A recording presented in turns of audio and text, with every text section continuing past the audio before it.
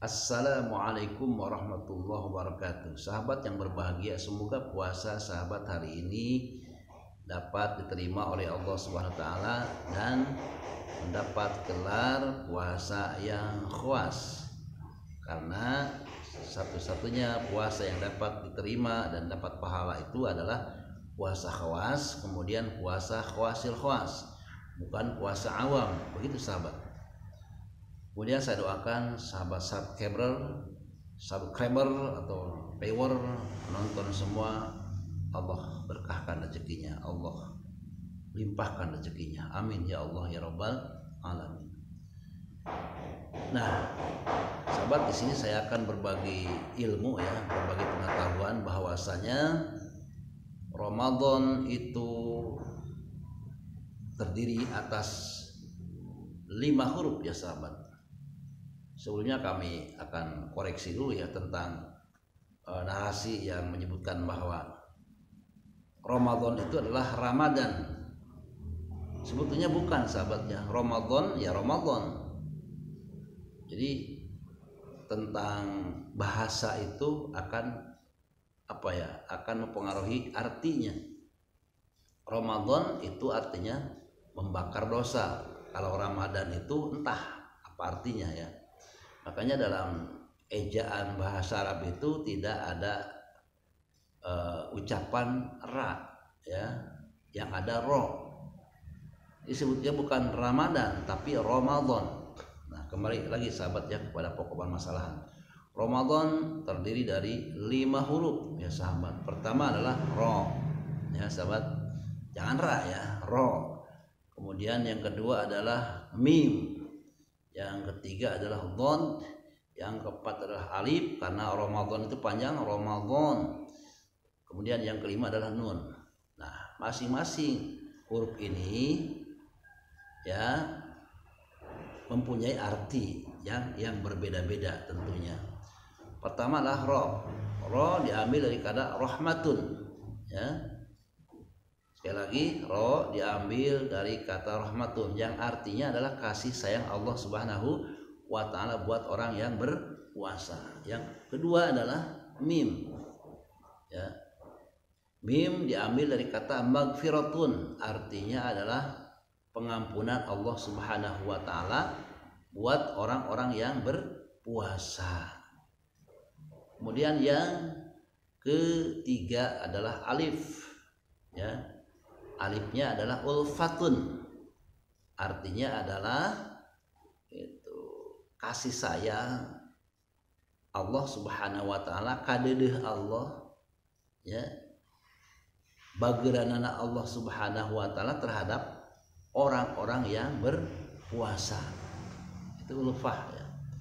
Kemudian nunnya yang kelima nunnya adalah diambil dari kata nikmatun minallah, artinya nikmat daripada Allah Subhanahu wa taala. Jadi orang-orang yang berpuasa itu insya Allah akan mendapatkan nikmat dari Allah Subhanahu wa taala. Amin ya Allah ya Rabbal alamin. Itulah sahabat, sekali lagi ya, roh itu adalah rahmatun ya. Kemudian mimnya magfiratun, dotnya dha'fus sawab. Maaf ya sahabat ya, tadi kelewat ya, maaf sekali lagi. Dha'fus sawab artinya dilipatkan pahala ya. Bagi orang-orang yang berpuasa di bulan suci Ramadan itu akan mendapatkan lipatan pahala dari Allah Subhanahu wa taala. Kemudian yang keempatnya adalah alif. Alif artinya ulfatun. Kalau bahasa Sunda mah kadede ya, kanyaa Allah Subhanahu wa taala terhadap orang-orang yang berpuasa. Kemudian yang terakhir adalah nun. Nunnya adalah nikmatun minallah, artinya nikmat dari Allah Subhanahu wa taala. Jadi bisa dikasih kesimpulan di sini bahwa Ramadan terdiri dari 5 huruf.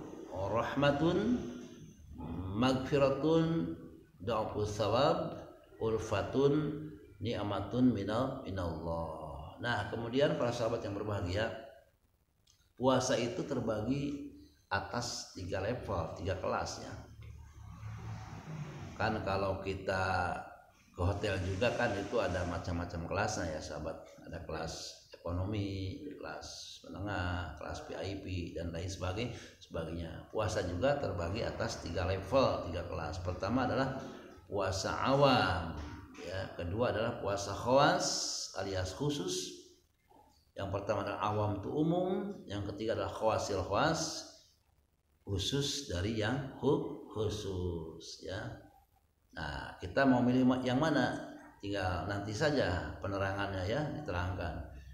Awam adalah puasa hanya sebatas menahan lapar dan haus saja, kemudian menahan dari hawa nafsu atau hawa syahwat atau birahi di siang hari kepada pasangan yang halalnya ya. Sementara seluruh anggota tubuhnya tidak dijaga dari maksiat, itu namanya puasa awam. Nah, puasa awam konsekuensinya adalah tidak dapat pahala dari Allah Subhanahu wa taala, hanya akan mendapatkan itu rasa lapar dan rasa haus semata. Kemudian yang kedua adalah kelas puasa khawas. Khawas itu artinya khusus ya, di samping menahan lapar, haus, kemudian menahan dari birahi, syahwat ya, untuk pasangan halalnya. Di samping itu seluruh panca inderanya dijaga dari hal-hal yang maksiat. Contoh misalkan mulut dijaga dari ghibah. Ghibah itulah menggunjing, kemudian namimah, mengadu domba, kemudian fitnah, kemudian mengejek, kemudian berdusta dan lain sebagainya. Terus tangan ya, jangan dipegangin kepada hal-hal yang diharamkan, kemudian kaki, telinga, mata dan sebagainya, hati ya, terus dijaga dari perbuatan maksiat. Itulah khawas. Nah, minimal kita harus khawas, mau tidak mau harus dipaksain bahwa kita itu harus puasa berlevel khawas. Kemudian yang ketiga adalah puasa yang lebih tinggi derajatnya, yaitu khawasil khawas. Artinya puasa khusus dari khusus, mungkin di atas VIP namanya. Jadi puasa khawasil khawas mah yaitu puasa anu di samping kita menahan lapar dan haus, menahan dari makan dan minum, kemudian syahwat birahi, kemudian panca indera semuanya udah beres. Nah, hati juga terus ya berzikir kepada Allah Subhanahu wa taala. Dalam hatinya tidak ada hal-hal yang bersifat duniawi begitu. Yang ada adalah Allah. Mungkin ini level yang lebih tinggi, yang mungkin kalau kita ini mungkin tidak akan kuat ya, tapi barangkali sahabat kuat ya untuk mendapatkan level tersebut. Ya, mungkin sahabat itu saja yang bisa saya sampaikan, semoga bermanfaat. Mohon maaf bila ada kata-kata yang pabuliwat, yang pabelit ya, yang mungkin susun katanya, susun bahasanya kurang baik, maklumlah namanya juga orang ya, orang lagi belajar ya. Mohon maaf dan mohon dimaafkan, mohon dibuka pintu maaf yang selebar-lebarnya. Semoga sahabat hari ini dan seterusnya dikasih kesuksesan, kemakmuran oleh Allah Subhanahu wa taala. Jangan lupa tadarus Al-Qur'annya, karena di antara keterangan yang mengatakan bahwa surga ya sangat merindukan kepada orang yang membaca Al-Qur'an. Semuanya kan ada 4 ya. Di antaranya itu surga sangat merindukan kepada orang yang selalu membaca Al-Qur'an. Ya, Al-Qur'an itu harus tetap menjadi pedoman kita seumur hidup atau sepanjang masa ya sahabatnya. Benar harus dibaca terus walaupun hanya seayat 2 ayat ya, begitu sahabat. Karena akan menjadikan kita berkah, rumah kita akan diberkahi oleh Allah Subhanahu wa taala. Ya sahabat, sekian demikian, mohon maaf bila ada kata-kata yang kurang berkenan.